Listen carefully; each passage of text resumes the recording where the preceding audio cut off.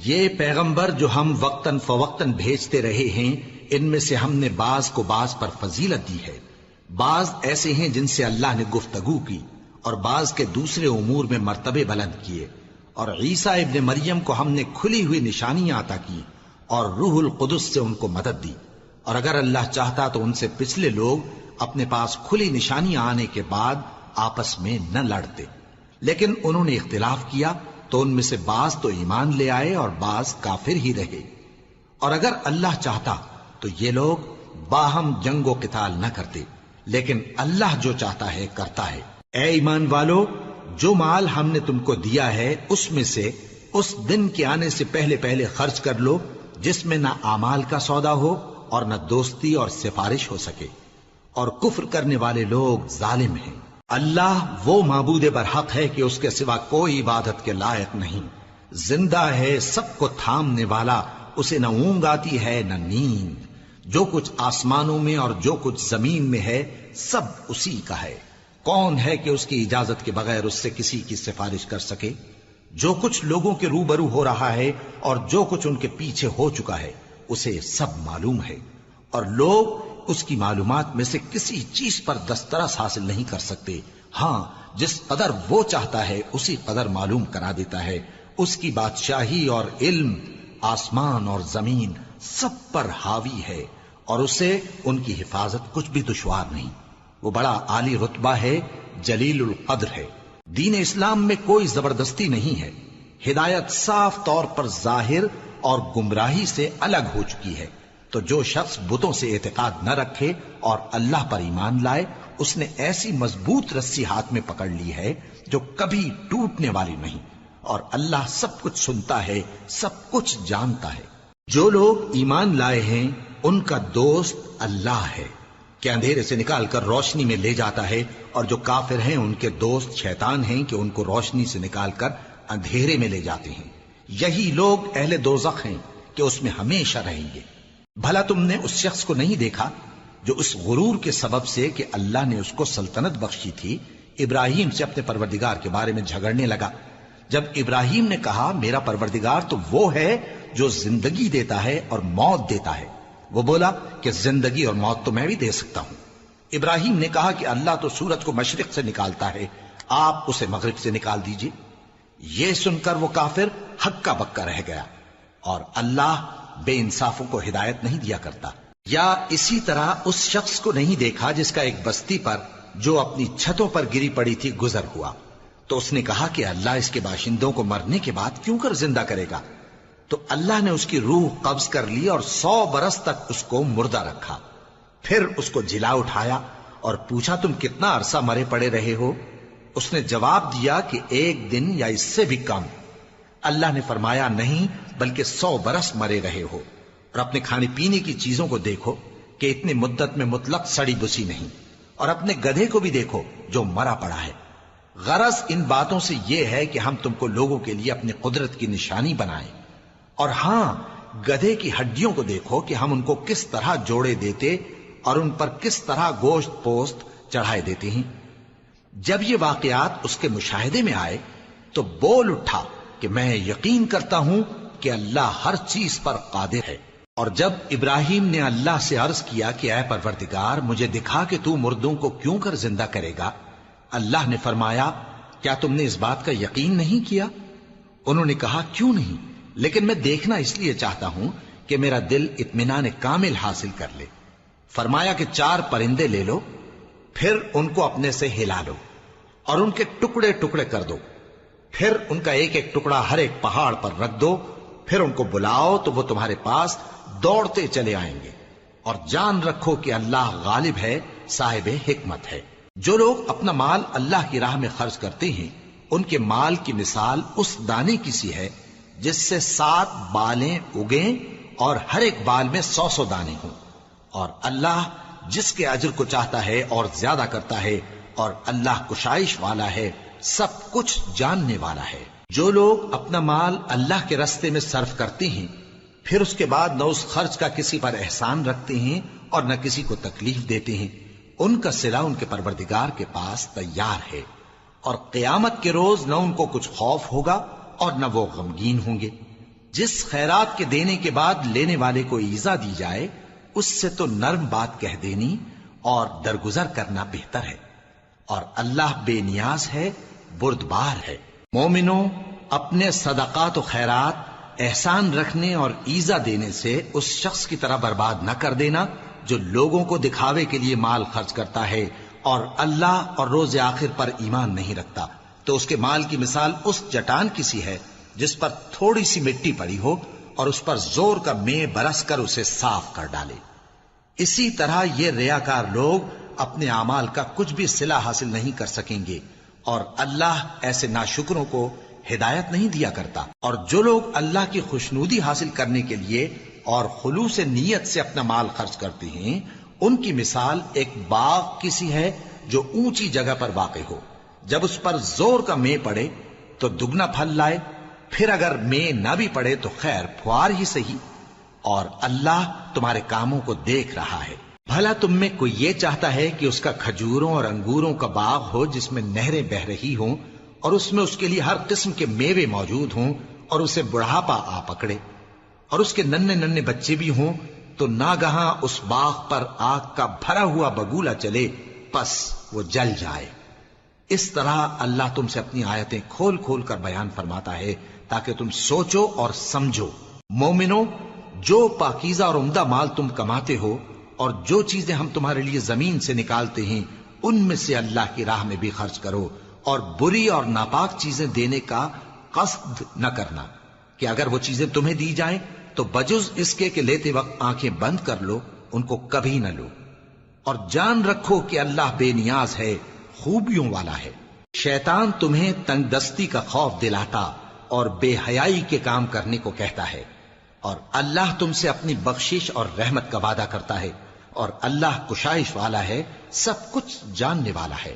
وہ جس کو چاہتا ہے دانائی بخشتا ہے، اور جس کو دانائی ملی بے شک اس کو بڑی نعمت ملی۔ اور نصیحت تو وہی لوگ قبول کرتے ہیں جو عقل مند ہیں، اور تم اللہ کی راہ میں جس طرح کا خرچ کرو یا کوئی نذر مانو، اللہ اس کو جانتا ہے، اور ظالموں کا کوئی مددگار نہ ہوگا۔ اگر تم خیرات ظاہر کر کے دو تو وہ بھی خوب ہے، اور اگر پوشیدہ دو اور دو بھی ضرورت مندوں کو تو یہ تمہارے لیے بہتر ہے، اور اس طرح کا دینا تمہارے گناہوں کو بھی دور کرے گا، اور اللہ کو تمہارے سب کاموں کی خبر ہے۔ اے نبی صلی اللہ علیہ وآلہ وسلم، تم ان لوگوں کی ہدایت کے ذمہ دار نہیں ہو، بلکہ اللہ ہی جس کو چاہتا ہے ہدایت بخشتا ہے۔ اور مومنو، تم جو مال خرچ کرو گے تو اس کا فائدہ تمہیں کو ہے، اور تم تو جو خرچ کرو گے اللہ کی خوشنودی کے لیے کرو گے، اور جو مال تم خرچ کرو گے وہ تمہیں پورا پورا دے دیا جائے گا اور تمہارا کچھ نقصان نہیں کیا جائے گا۔ اور ہاں، تم جو خرچ کرو گے تو ان حاجت مندوں کے لیے جو اللہ کی راہ میں رکے بیٹھے ہیں اور ملک میں کسی طرف جانے کی طاقت نہیں رکھتے اور مانگنے سے آر رکھتے ہیں، یہاں تک کہ نہ مانگنے کی وجہ سے ناواقف شخص ان کو تونگر خیال کرتا ہے، اور تم قیافے سے ان کو صاف پہچان لو کہ حاجت مند ہیں، اور شرم کے سبب لوگوں سے منہ پھوڑ کر اور لپٹ کر نہیں مانگ سکتے۔ اور تم جو مال خرچ کرو گے کچھ شک نہیں کہ اللہ اس کو جانتا ہے۔ جو لوگ اپنا مال رات اور دن اور پوشیدہ اور ظاہر اللہ کی راہ میں خرچ کرتے رہتے ہیں، ان کا صلہ ان کے پروردگار کے پاس ہے، اور ان کو قیامت کے دن نہ کسی طرح کا خوف ہوگا اور نہ غم۔ جو لوگ سود کھاتے ہیں وہ قبروں سے اس طرح حواس باختہ اٹھیں گے جیسے کسی کو جن نے لپٹ کر دیوانہ بنا دیا ہو، یہ اس لیے کہ وہ کہتے ہیں کہ سودا بیچنا بھی تو نفع کے لحاظ سے ویسا ہی ہے جیسے سود لینا، حالانکہ سودے کو اللہ نے حلال کیا ہے اور سود کو حرام۔ تو جس شخص کے پاس اللہ کی نصیحت پہنچی اور وہ سود لینے سے باز آ گیا تو جو پہلے ہو چکا وہ اس کا، اور قیامت میں اس کا معاملہ اللہ کے سپرد۔ اور جو پھر لینے لگا تو ایسے لوگ دوزخی ہیں کہ ہمیشہ دوزخ میں جلتے رہیں گے۔ اللہ سود کو نابود یعنی بے برکت کرتا اور خیرات کی برکت کو بڑھاتا ہے، اور اللہ کسی ناشکر گناہگار کو دوست نہیں رکھتا۔ جو لوگ ایمان لائے اور نیک عمل کرتے اور نماز پڑھتے اور زکوٰۃ دیتے رہے، ان کو ان کے کاموں کا صلہ اللہ کے ہاں ملے گا، اور قیامت کے دن ان کو نہ کچھ خوف ہوگا اور نہ وہ غمناک ہوں گے۔ مومنو، اللہ سے ڈرو، اور اگر ایمان رکھتے ہو تو جتنا سود باقی رہ گیا ہے اس کو چھوڑ دو، پھر اگر ایسا نہ کرو گے تو تم اللہ اور اس کے رسول کی طرف سے اعلان جنگ سن لو، اور اگر توبہ کر لو گے اور سود چھوڑ دو گے تو تم کو اپنی اصل رقم لینے کا حق ہے، جس میں نہ اوروں کا نقصان اور نہ تمہارا نقصان۔ اور اگر قرض لینے والا تنگ دست ہو تو اسے کشائش کے حاصل ہونے تک مہلت دو، اور اگر زر قرض بخش دو تو وہ تمہارے لیے زیادہ اچھا ہے، بشرطے کہ سمجھو۔ اور اس دن سے ڈرو جبکہ تم اللہ کے حضور میں لوٹ کر جاؤ گے، اور ہر شخص اپنے اعمال کا پورا پورا بدلہ پائے گا اور کسی کو کچھ نقصان نہ ہوگا۔ مومنو، جب تم آپس میں کسی میعاد معین کے لیے قرض کا معاملہ کرنے لگو تو اس کو لکھ لیا کرو، اور لکھنے والا تم میں کسی کا نقصان نہ کرے بلکہ انصاف سے لکھے۔ نیز لکھنے والا جیسا اللہ نے اسے سکھایا ہے لکھنے سے انکار بھی نہ کرے اور دستاویز لکھ دے، اور جو شخص قرض لے وہی دستاویز کا مضمون بول کر لکھوائے، اور اللہ سے کہ اس کا مالک ہے خوف کرے، اور زر قرض میں سے کچھ کم نہ لکھوائے۔ اور اگر قرض لینے والا کم عقل یا ضعیف ہو یا مضمون لکھوانے کی قابلیت نہ رکھتا ہو تو جو اس کا ولی ہو وہ انصاف کے ساتھ مضمون لکھوائے، اور اپنے میں سے 2 مردوں کو ایسے معاملے کے گواہ کر لیا کرو، اور اگر 2 مرد نہ ہوں تو 1 مرد اور 2 عورتیں جن کو تم گواہ پسند کرو کافی ہیں، کہ اگر ان میں سے ایک بھول جائے گی تو دوسری اسے یاد دلا دے گی، اور جب گواہ گواہی کے لیے طلب کیے جائیں تو انکار نہ کریں۔ اور قرض تھوڑا ہو یا بہت اس کی دستاویز کے لکھنے لکھانے میں سستی نہ کرنا، یہ بات اللہ کے نزدیک نہایت قرین انصاف ہے، اور شہادت کے لیے بھی یہ بہت درست طریقہ ہے۔ اس سے تم کو کسی طرح کا شک و شبہ بھی نہیں پڑے گا۔ ہاں، اگر سودا دست بدست ہو جو تم آپس میں لیتے دیتے ہو تو اگر ایسے معاملے کے دستاویز نہ لکھو تو تم پر کچھ گناہ نہیں۔ اور جب خرید و فروخت کیا کرو، مثلا زمین جائیداد کی، تو بھی گواہ کر لیا کرو، اور کاتب دستاویز اور گواہ معاملہ کرنے والوں کا کسی طرح کا نقصان نہ کریں۔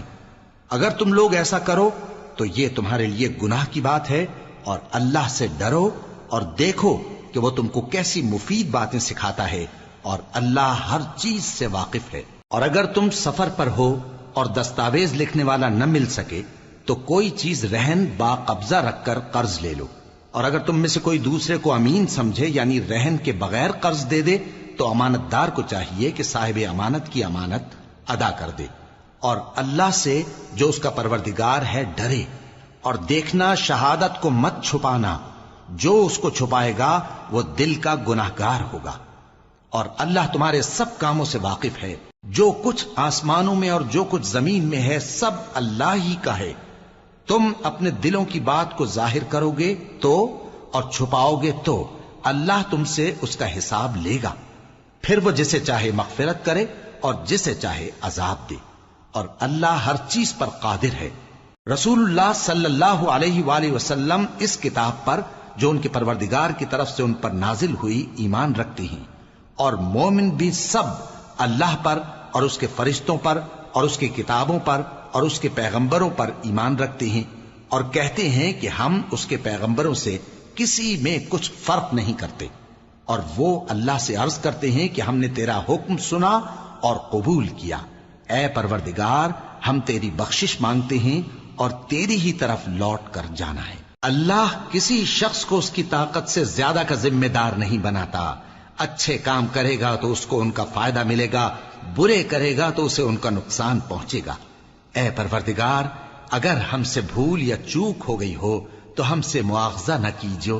اے پروردگار، ہم پر ایسا بوجھ نہ ڈالیو جیسا تو نے ہم سے پہلے لوگوں پر ڈالا تھا۔ اے پروردگار، جتنا بوجھ اٹھانے کی ہم میں طاقت نہیں اتنا بوجھ ہم پر نہ رکھیو، اور اے پروردگار ہمارے گناہوں سے درگزر کر اور ہمیں بخش دے اور ہم پر رحم فرما، تو ہی ہمارا مددگار ہے، سو ہم کو کافروں پر غالب کر۔ شروع اللہ کا نام لے کر جو بڑا مہربان نہایت رحم والا ہے۔ الف لام میم۔ اللہ جو معبود برحق ہے، اس کے سوا کوئی عبادت کے لائق نہیں، زندہ ہے سب کو تھامنے والا۔ اس نے اے نبی تم پر سچی کتاب نازل کی جو پہلی آسمانی کتابوں کی تصدیق کرتی ہے، اور اسی نے تورات اور انجیل نازل کی تھی۔ یہ 2 کتابیں اس نے پہلے نازل کی تھیں لوگوں کی ہدایت کے لیے، اور پھر قرآن جو حق اور باطل کو الگ الگ کر دینے والا ہے نازل کیا۔ جو لوگ اللہ کی آیتوں کا انکار کرتے ہیں ان کو سخت عذاب ہوگا، اور اللہ زبردست ہے، بدلہ لینے والا ہے۔ اللہ ایسا خبیر و بصیر ہے کہ کوئی چیز اس سے پوشیدہ نہیں، نہ زمین میں اور نہ آسمان میں۔ وہی تو ہے جو ماں کے پیٹ میں جیسی چاہتا ہے تمہاری صورتیں بناتا ہے، اس غالب حکمت والے کے سوا کوئی عبادت کے لائق نہیں۔ اے پیغمبر، وہی تو ہے جس نے تم پر یہ کتاب نازل کی جس کی بعض آیتیں محکم ہیں اور وہی اصل کتاب ہیں، اور بعض دوسری متشابہ ہیں۔ تو جن لوگوں کے دلوں میں کجی ہے وہ متشابہات کا اتباع کرتے ہیں تاکہ فتنہ برپا کریں اور مراد اصلی کا پتہ لگائیں، حالانکہ مراد اصلی اللہ کے سوا کوئی نہیں جانتا۔ اور جو لوگ علم میں گہری نظر رکھتے ہیں وہ یہ کہتے ہیں کہ ہم ان پر ایمان لائے۔ یہ سب آیات ہمارے پروردگار کی طرف سے ہیں، اور نصیحت تو عقل مند ہی قبول کرتے ہیں۔ اے پروردگار، جب تو نے ہمیں ہدایت بخشی ہے تو اس کے بعد ہمارے دلوں میں کجی نہ پیدا کر دیجو، اور ہمیں اپنے ہاتھ سے رحمت عطا فرما، تو بڑا عطا فرمانے والا ہے۔ اے پروردگار، تو اس روز جس کے آنے میں کچھ بھی شک نہیں سب لوگوں کو اپنے حضور میں جمع کر لے گا، بے شک اللہ خلاف وعدہ نہیں کرتا۔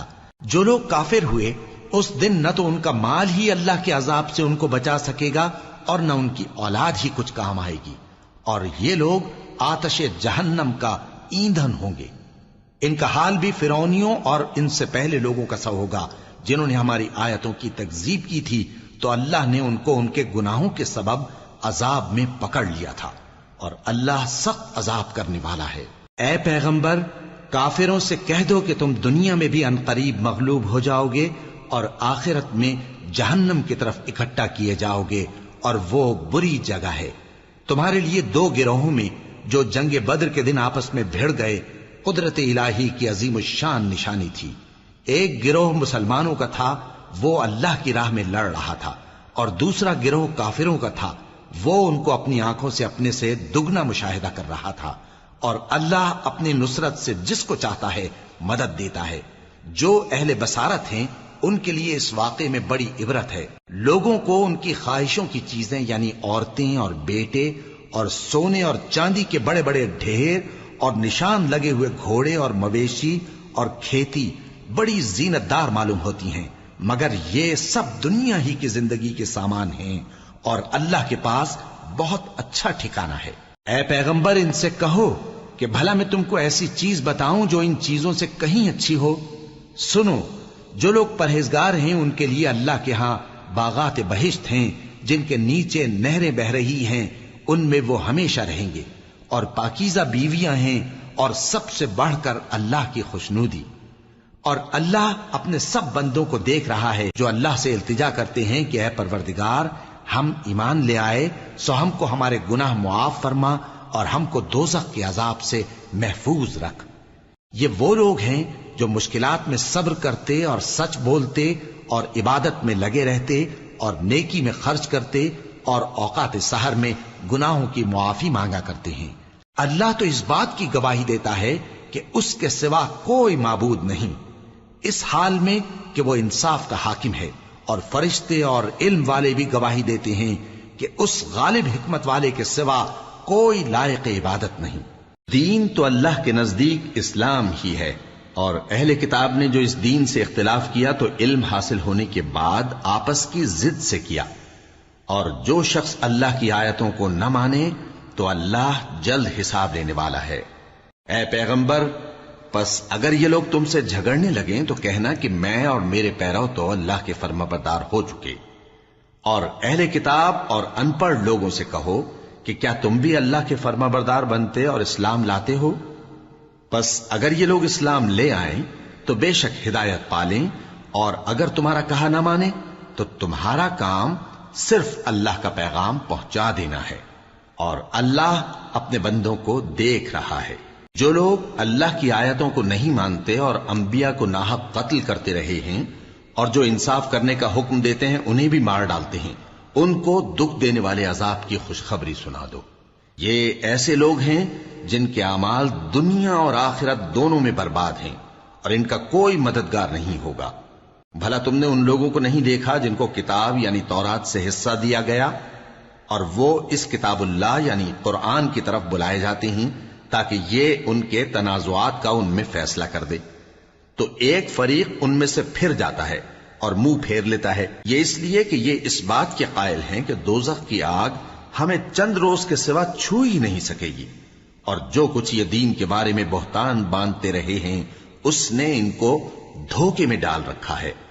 تو اس وقت کیا حال ہوگا جب ہم ان کو جمع کریں گے، یعنی اس روز جس کے آنے میں کچھ بھی شک نہیں، اور ہر نفس اپنے اعمال کا پورا پورا بدلہ پائے گا اور ان پر ظلم نہیں کیا جائے گا۔ کہو کہ اے اللہ، اے بادشاہی کے مالک، تو جس کو چاہے بادشاہی بخشے اور جس سے چاہے بادشاہی چھین لے، اور جس کو چاہے عزت دے اور جسے چاہے ذلیل کرے۔ ہر طرح کی بھلائی تیرے ہی ہاتھ ہے اور بے شک تو ہر چیز پر قادر ہے۔ تو ہی رات کو دن میں داخل کرتا اور تو ہی دن کو رات میں داخل کرتا ہے، تو ہی بے جان سے جاندار پیدا کرتا ہے اور تو ہی جاندار سے بے جان پیدا کرتا ہے، اور تو ہی جس کو چاہتا ہے بے حساب رزق بخشتا ہے۔ مومنوں کو چاہیے کہ مومنوں کے سوا کافروں کو دوست نہ بنائیں، اور جو ایسا کرے گا اس سے اللہ کا کچھ عہد نہیں۔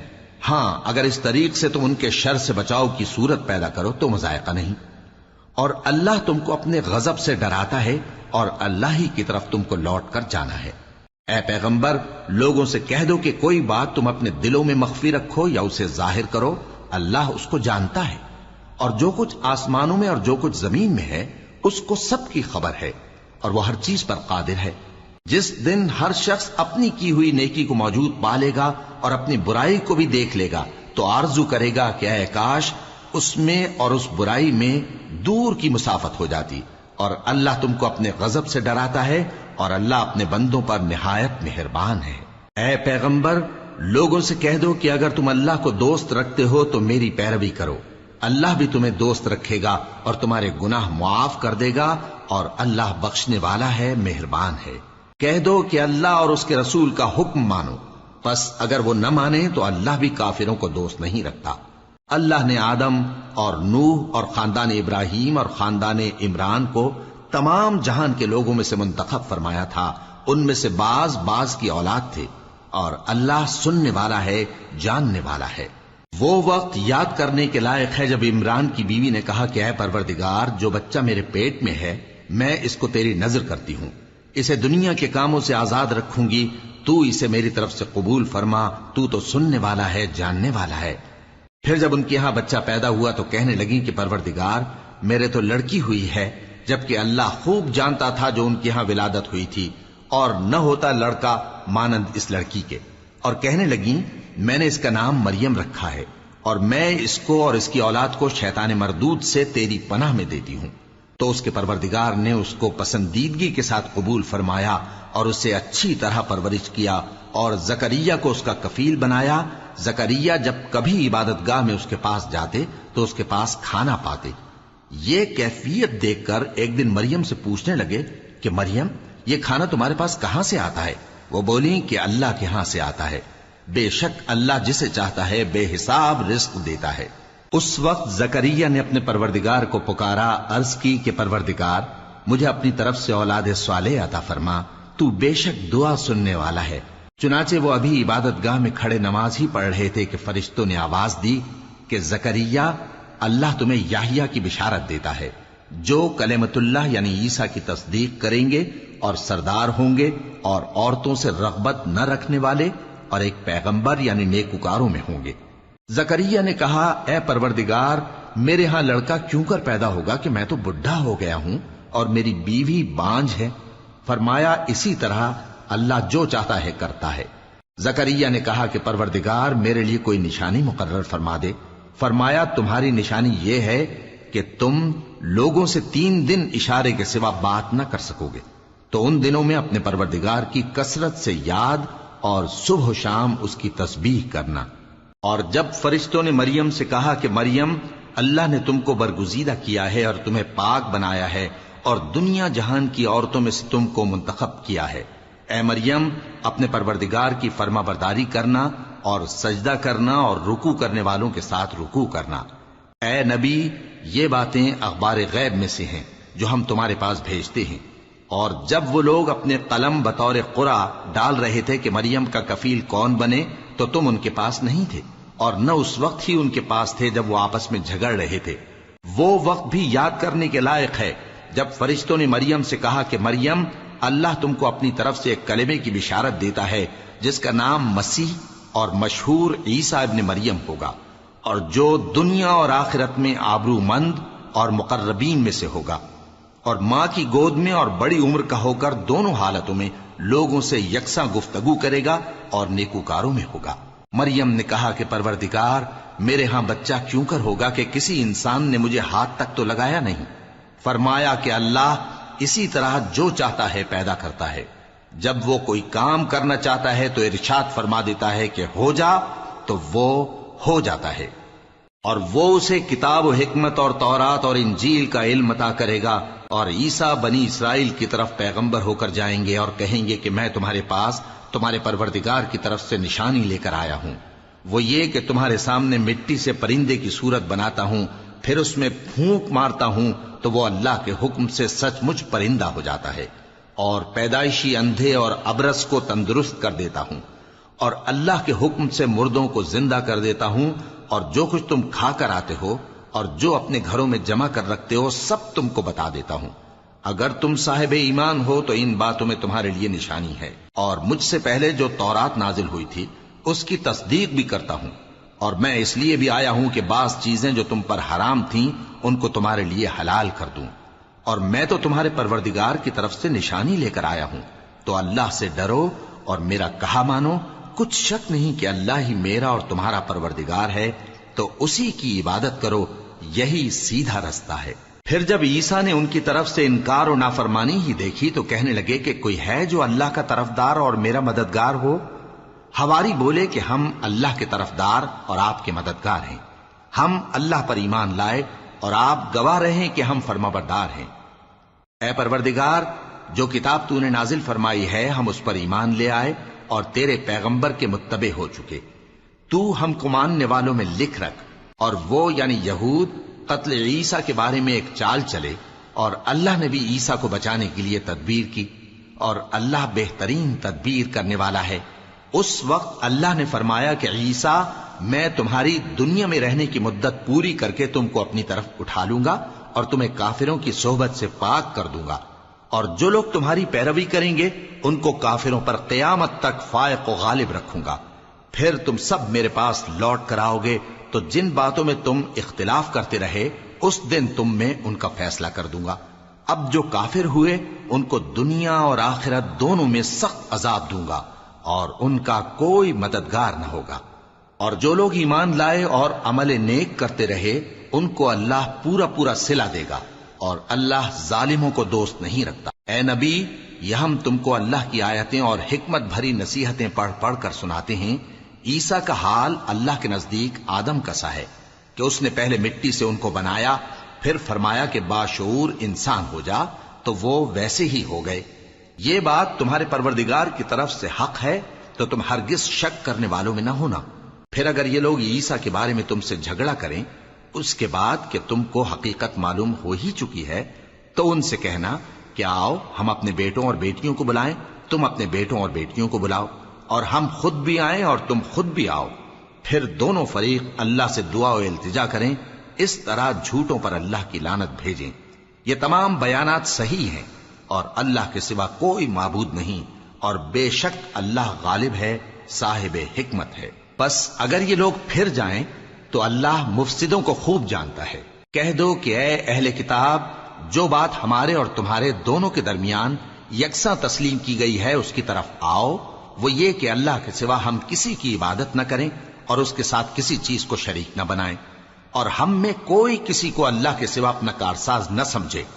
پھر اگر یہ لوگ اس بات کو نہ مانیں تو ان سے کہہ دو کہ تم گواہ رہو کہ ہم اللہ کے فرما بردار ہیں۔ اے اہل کتاب، تم ابراہیم کے بارے میں کیوں جھگڑتے ہو؟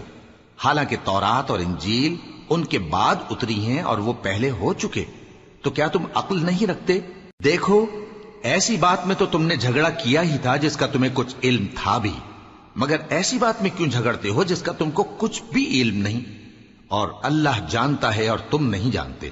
ابراہیم نہ تو یہودی تھے اور نہ عیسائی، بلکہ سب سے بے تعلق ہو کر ایک اللہ کے ہو رہے تھے اور اسی کے فرما بردار تھے اور مشرکوں میں نہ تھے۔ ابراہیم سے زیادہ قرب رکھنے والے تو وہ لوگ ہیں جو ان کی پیروی کرتے رہے، اور یہ پیغمبر آخر الزماں صلی اللہ علیہ وآلہ وسلم اور وہ لوگ جو ایمان لائے ہیں، اور اللہ مومنوں کا کارساز ہے۔ اے اہل اسلام، بعض اہل کتاب اس بات کی خواہش رکھتے ہیں کہ کسی طرح تم کو گمراہ کر دیں، حالانکہ یہ تم کو کیا گمراہ کریں گے، اپنے آپ کو ہی گمراہ کر رہے ہیں اور نہیں جانتے۔ اے اہل کتاب، تم اللہ کی آیتوں سے کیوں انکار کرتے ہو اور تم تورات کو مانتے تو ہو؟ اے اہل کتاب، تم سچ کو جھوٹ کے ساتھ خلط ملط کیوں کرتے ہو اور حق کو کیوں چھپاتے ہو جبکہ تم جانتے بھی ہو؟